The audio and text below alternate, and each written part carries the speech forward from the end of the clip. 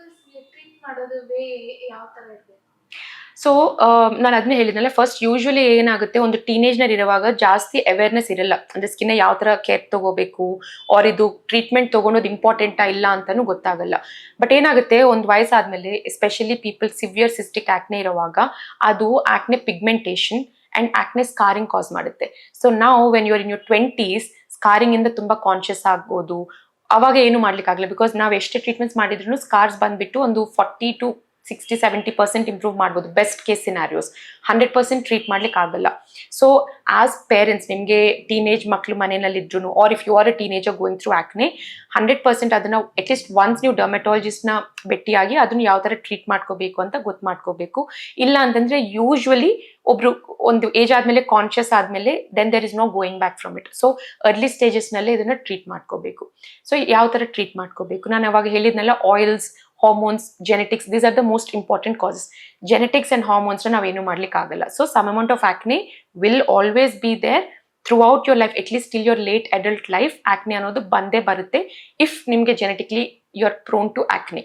But treatment ತಗೊಂಡೋದಕ್ಕೆ ತುಂಬಾ ಆಕ್ನಿನ ಕಂಟ್ರೋಲ್ ಅಲ್ಲಿ ಇಟ್ಕೋಬಹುದು. Number of acne will come down. ಅಂದ್ರೆ ಸಪೋಸ್ ನಿಮಗೆ every month, I am just saying rough ಆಗಿ, ಎವ್ರಿ ಮಂತ್ ಸಪೋಸ್ ನಿಮಗೆ ಒಂದು 10 ಆಕ್ನೆ ಬರ್ತಾ ಇದ್ರೆ, ಟ್ರೀಟ್ಮೆಂಟ್ ತಗೊಂಡಿದ್ಮೇಲೆ ಒಂದು 2 or 3 ಆಕ್ನೆ ಬರುತ್ತೆ. ನಿಮ್ ಸ್ಕಿನ್ ಮೇಲೆ ಆಕ್ನೆ ಒಂದು 5 to 6 days ಇರ್ತಾ ಇದೆ ನಾರ್ಮಲಿ ಅಂತಂದ್ರೆ, ಟ್ರೀಟ್ಮೆಂಟ್ ತಗೊಂಡಿದ್ರೆ 1 to 3 days ನಲ್ಲಿ ಹೋಗುತ್ತೆ.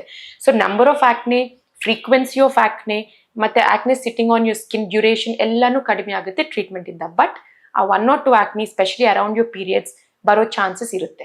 ಸೊ ನಾವು ಟ್ರೀಟ್ಮೆಂಟ್ ನಾವು ಹೇಳಿದ್ವಲ್ಲ, ಬೇಸಿಕ್ ನಾವು ಫುಲ್ ಟ್ರೀಟ್ಮೆಂಟ್ ಬಂದ್ಬಿಟ್ಟು ಎಕ್ಸ್ಟ್ರಾ ಆಯಿಲ್ನ ಕಂಟ್ರೋಲ್ ಮಾಡಲಿಕ್ಕೆ, ಡೆಡ್ ಸ್ಕಿನ್ ಎಕ್ಸ್ಫೋಲಿಯೇಟ್ ಮಾಡಲಿಕ್ಕೆ, ಅಲ್ಲಿರೋ ಇನ್ಫೆಕ್ಷನ್ ಕಡಿಮೆ ಮಾಡಲಿಕ್ಕೆ ಡಿಸೈನ್ ಮಾಡ್ತೀವಿ.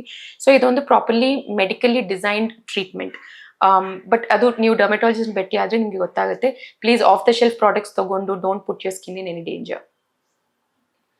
ಜನರಲಿ ಸ್ಕಿನ್ ಯಾವ ತರ ಕ್ಲೀನ್ ಆಗಿ ಇಟ್ಕೋಬೇಕು, ಏನ್ ಮಾಡ್ಬೋದು? ಸೊ ಇದು ಸ್ಕಿನ್ ಟೈಪ್ ಮೇಲೆ ಡಿಪೆಂಡ್ ಆಗುತ್ತೆ. ಈಗ ಸಪೋಸ್ ನಿಮಗೆ ಆಯಿಲಿ ಆಕ್ನೆ ಪ್ರೋನ್ ಸ್ಕಿನ್ ಇದ್ರೆ daily minimum 2 times face wash ಮಾಡ್ಕೋರಿ ಅಂತ ನಾವು ಸಜೆಸ್ಟ್ ಮಾಡ್ತೀವಿ.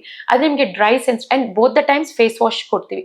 ಮಾರ್ನಿಂಗ್ ಬಂದ್ಬಿಟ್ಟು ಒಂದು ಜೆಂಟಲ್ ಫೇಸ್ ವಾಶ್, ಈವ್ನಿಂಗ್ ಬಂದ್ಬಿಟ್ಟು ಒಂದು salicylic acid or glycolic acid based face wash. So oils ಕಡಿಮೆ ಆಗಬೇಕು, ಡೆಡ್ ಸ್ಕಿನ್ ಸೆಲ್ಸ್ ಎಕ್ಸ್ಫೋಲಿಯೇಟ್ ಆಗಬೇಕು, ಇದನ್ನ ನಾವು ಇಂಟೆನ್ಷನ್ ಇಟ್ಕೊಂಡು ಈ ಟ್ರೀಟ್ಮೆಂಟ್ ಕೊಡ್ತೀವಿ. ಬಟ್ ಅದೇ ನಿಮಗೆ ಡ್ರೈ ಸ್ಕಿನ್ ಇದೆ ಅಂತಂದ್ರೆ ಸ್ಕಿನ್ನ ಸೆನ್ಸಿಟಿವ್ ಆಗಿ ನೋಡ್ಕೋಬೇಕು, ತುಂಬಾ ಡ್ರೈ ಆಗಬಾರ್ದು. So morning generally even with normal running tap water, cold water ನೀವು ಫೇಸ್ ವಾಶ್ ಮಾಡ್ಕೋಬಹುದು. ನೈಟ್ ಬಂದ್ಬಿಟ್ಟು you can use a gentle cleanser so that a dirt grime ಅದೆಲ್ಲ ಹೋಗುತ್ತೆ. Don't be very harsh when you dealing with dry skin. So face wash ಅನ್ನೋದು ನಿಮ್ಮ skin type ಮೇಲೇನು depend ಆಗುತ್ತೆ. But at least once or twice ನೀವು face wash ಮಾಡ್ಕೊಳ್ಳೇಬೇಕು, ನಿಮ್ಮ skin type ಮೇಲೆ ಡಿಪೆಂಡ್ ಆಗುತ್ತೆ.